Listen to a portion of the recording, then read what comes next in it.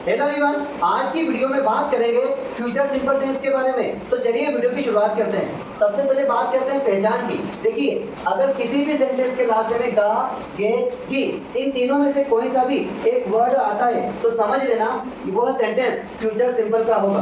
अब बात करते हैं हेल्पिंग वर्ब की। फ्यूचर सिंपल में दो हेल्पिंग वर्ब होती है, will and shall. Subject I and we के साथ शेल का यूज करेंगे एंड आई और वी को छोड़ करके बाकी सभी सब्जेक्ट के साथ विल का।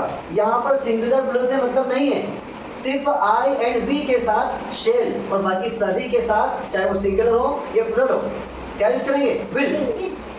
सेंटेंस देखते हैं। हम अंग्रेजी सीखेंगे। मैंने बताया था आपको, प्रेजेंट सिंपल में भी बताया था, पास्ट सिंपल में भी बताया था। अगर कोई सा हिंदी का सेंटेंस आता है उसे हमें इंग्लिश में चेंज करना है, ट्रांसलेट करना है, तो क्या करेंगे? सबसे पहले दो चीजें पहचानना है, एक तो टेंस, दूसरा सेंटेंस। तो टेंस पहचानने के लिए क्या करेंगे? सेंटेंस के लास्ट में जाएंगे। लास्ट में हम अंग्रेजी सीखेंगे, ये वर्ड आया फ्यूचर सिंपल है। अब पहचानेंगे सेंटेंस अफर्मेटिव है कि नेगेटिव है। सबसे पहले क्या भी नहीं है, बीच में नहीं भी नहीं है और लास्ट में क्वेश्चन मार्क भी नहीं है, इसका मतलब ये अफर्मेटिव है। तो अफर्मेटिव का स्ट्रक्चर सबको पता है। सबसे पहले आता है सब्जेक्ट। सब्जेक्ट के यहाँ पर हम, और हमको कहते हैं वी। क्या कहते हैं? सब्जेक्ट के बाद क्या आएगी बेटा? Helping verb. अब हेल्पिंग वर्ब विल भी है, शेल भी है, लेकिन मैंने बताया था ना आई एंड वी के साथ शेल, तो यहाँ पर सब्जेक्ट भी आया, तो हेल्पिंग क्या आएगी बेटा? शेल। उसके बाद क्या आएगी? Main verb. मेन वर्ब के यहाँ पे सीखना, सीखेंगे नहीं, सीखना। सीखना को कहते हैं लर्न। और क्या याद रखना है, फ्यूचर सिंपल में चाहे नेगेटिव हो कि इंट्रोगेटिव हो या अफर्मेटिव हो, सब में मेन वर्ब का फर्स्ट फॉर्म आता है। फर्स्ट फॉर्म लर्न लिखा, उसके बाद आएगा ऑब्जेक्ट। क्या है ऑब्जेक्ट बेटा? इंग्लिश। हम अंग्रेजी सीखेंगे, we shall learn English. Next sentence, तुम वहां नहीं जाओगे। देखिए सेंटेंस के बीच में नहीं आया मतलब ये नेगेटिव सेंटेंस है, और लास्ट में गे वर्ड, इसका मतलब ये फ्यूचर सिंपल का है। नेगेटिव का स्ट्रक्चर पता है, सबसे पहले सब्जेक्ट आता है। सब्जेक्ट क्या है? तुम को कहते हैं यू। सब्जेक्ट के बाद क्या है बेटा? Helping verb. और फ्यूचर सिंपल में दो है, विल भी है, शेल भी है। सब्जेक्ट आई है क्या, वी है क्या? दोनों नहीं है। आई वी को छोड़ करके बाकी सभी के साथ विल लगाना है, तो यहाँ पर क्या आएगी बेटा? विल। हेल्पिंग वर्ब के बाद क्या आएगा? नॉट। फिर क्या आएगी बेटा? Main verb. मेन वर्ब क्या है? जाना। मेन वर्ब क्या है? जाना। और मेन वर्ब का फर्स्ट फॉर्म गो। और कहाँ जाओगे? वहाँ। वहाँ को बोलेंगे there, THERE। You will not go there. क्या रानी होमवर्क करेगी? तो सबसे पहले क्या और लास्ट में क्वेश्चन मार्क, इसका मतलब ये क्या है? इंट्रोगेटिव। और लास्ट में करेगी, गी वर्ड आया, गा गे गी, तीनों में से एक वर्ड आया ना, इसका मतलब ये फ्यूचर सिंपल का इंट्रोगेटिव। और इंट्रोगेटिव स्ट्रक्चर सबको पता है। सबसे पहले हेल्पिंग वर्ब आती है, तो हेल्पिंग वर्ब क्या है? Will and shall. अब क्या के बाद क्या है? रानी। रानी ना तो आई है ना वी है, अदर है ना। सब्जेक्ट हेल्पिंग वर्ब क्या आएगी? विल। हेल्पिंग के बाद क्या आता है? सब्जेक्ट। सब्जेक्ट क्या हमारा? रानी। सब्जेक्ट के बाद क्या आएगी? Main verb. मेन वर्ब क्या है? करना। करना को कहते हैं डू, फर्स्ट फॉर्म डू आएगा ना। उसके बाद आएगा ऑब्जेक्ट। क्या करेगी रानी? होमवर्क। लास्ट में क्वेश्चन मार्क। क्या बच्चा दूध के लिए नहीं रोएगा? देखिए क्या भी आया, नहीं भी आया, क्वेश्चन मार्क भी आया, इसका मतलब ये इंट्रोगेटिव नेगेटिव है। और लास्ट में गा वर्ड, गा है, गा यहाँ पे लिखा है ना गा, इसका मतलब ये फ्यूचर सिंपल का इंट्रोगेटिव नेगेटिव है। और इंट्रोगेटिव नेगेटिव का स्ट्रक्चर पता है। सबसे पहले हेल्पिंग वर्ब, क्या के बाद क्या लिखा है? बच्चा मतलब चाइल्ड, तो चाइल्ड के लिए क्या आएगी? विल। उसके बाद क्या आएगा? हेल्पिंग के बाद सब्जेक्ट। उसके बाद क्या आएगा? नॉट। उसके बाद क्या आएगी बेटा? Main verb. मेन वर्ब क्या है? रोना, मतलब क्राई। ये हो गया। उसके बाद क्या? दूध के लिए, तो के लिए को कहेंगे फॉर, और दूध को बोलेंगे मिल्क। लास्ट में क्वेश्चन। वह कहाँ जाएगा? वह कहाँ जाएगा?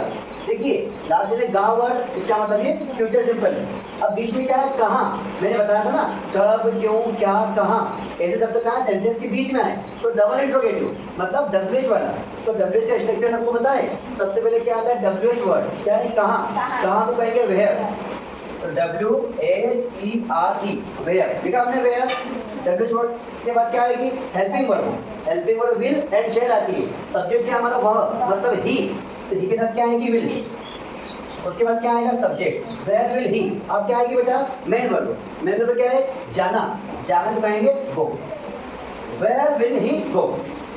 वह किसके साथ स्कूल जाएगी?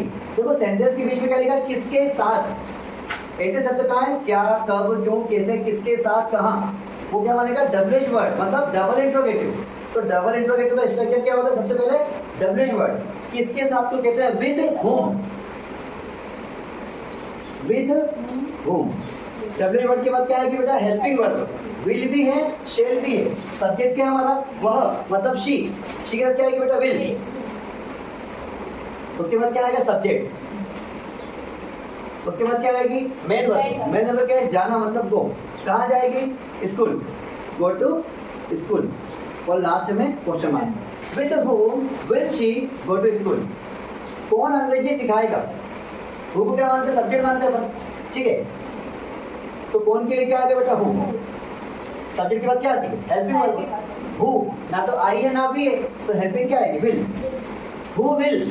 अब क्या आएगी? Main verb. क्या है मेन वर्ब? सिखाना या पढ़ाना, टीच। फर्स्ट फॉर्म क्या बनेगा? टीच। लास्ट में question mark. Who will teach, क्या सिखाएगा? ऑब्जेक्ट क्या है? इंग्लिश।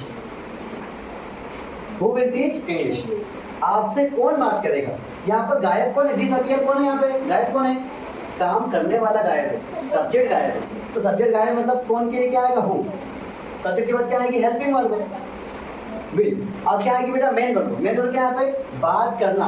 बात करना कहते टॉक, TALK। किससे बात करेगा? आपसे। तो talk to you. Who will talk to you, आपसे कौन बात करेगा? राधा सुबह कितनी बजे उठेगी? देखिए बीच में क्या है? कितने बजे, कितने बजे। ये WH वर्ड वाला सेंटेंस है, मतलब डबल इंट्रोगेटिव। स्ट्रक्चर क्या होता है? सबसे पहले WH वर्ड। क्या है WH वर्ड? कितने बजे। कितने बजे को कहते हैं at what time. WH word के बाद क्या आती है बेटा? Helping verb. अब हेल्पिंग वर्ब फ्यूचर सिंपल है, और फ्यूचर सिंपल में will, shell.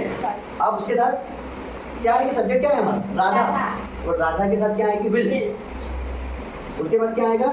Subject. Main verb क्या है? उठना। अब देखिए उठना के लिए दो शब्द है, दो वर्ब है इंग्लिश में, वेक अप, गेट अप। जब बिस्तर पर सोए, हमारी आंख खुले, और आंख खुल के हम मोबाइल चलाते हैं ना, रील स्क्रॉल करते हैं, वो होगा वेकअप।